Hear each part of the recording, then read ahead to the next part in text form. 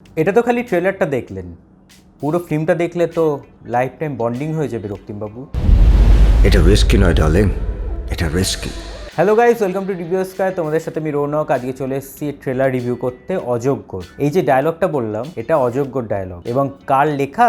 কৌশিক গাঙ্গুলি। কৌশিক গাঙ্গুলির লেখা এবং Kaushik গাঙ্গুলির ডিরেকশনও। So Kaushik গাঙ্গুলির cinema মানেই সেটা যে যথেষ্ট ভালো একটা সিনেমা হবে, এটা তো কোনো তুলনাই করা যায় না। এবং তার সাথে আরও একটা বড় যেটা ব্যাপার, সেটা হলো প্রসেনজিৎ চ্যাটার্জি এবং ঋতুপর্ণা সেনগুপ্তর যে বন্ডিং, যে জুটির 50তম ছবি এটা। সো আরও এক্সপেকটেশনটা কিন্তু হাই, কারণ দুজনাই রয়েছে সেখানে এবং তার সাথে রয়েছে শিলাজিৎ। সো এই যে সিনেমাটা ট্রেলার দেখে তো আমার যথেষ্ট ভালো লেগেছে, কারণ এর আগে আমরা যেগুলো দেখেছি বিগততে অর্ধাঙ্গিনী, কাবেরী অন্তর্ধান, প্রত্যেকটাতে যে কৌশিক গাঙ্গুলির কাজগুলো, সেগুলো কিন্তু একটা মাইলস্টোন তৈরি করে দিয়ে গিয়েছে।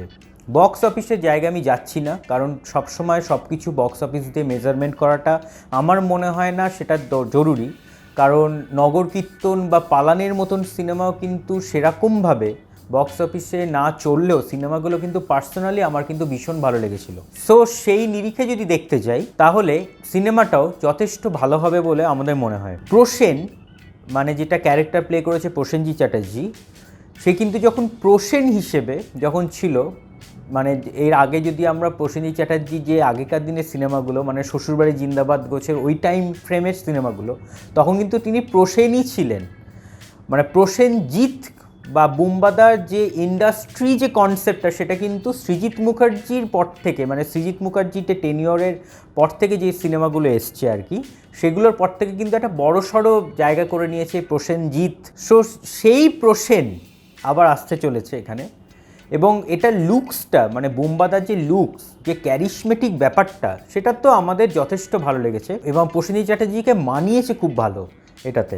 এবং তার সাথে ঋতুপর্ণা সেনগুপ্ত আছে, এবং তারা যখন আছে তখন তো ফিল্মটা আরও খুব ভালো হবে। আগামী 7ই জুন আসছে সিনেমাটা, ততদিনের জন্য এটা ওয়েট করতে হবে। এই ট্রেলারটাকে তো মোটামুটি আমি 3-4 বার দেখে ফেলেছি, কারণ ট্রেলারটা বারবার দেখতে ইচ্ছে করছে, মানে এতই একটা ভালো ট্রেলার।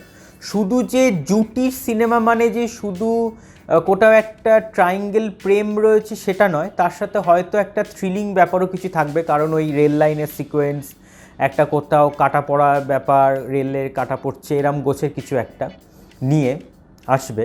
সো এটা একটা বড় এক্সপেকটেশন, একটা ভালো কাজ হবে বলে আমাদের মনে হয়। আবার 7ই জুন আবার একটা জিনিস রিলিজ করছে, এটা তো প্রসেন গেল, ওখানে জিৎ আসছে বুমেরাং। সো একই দিনে দুটো রিলিজ।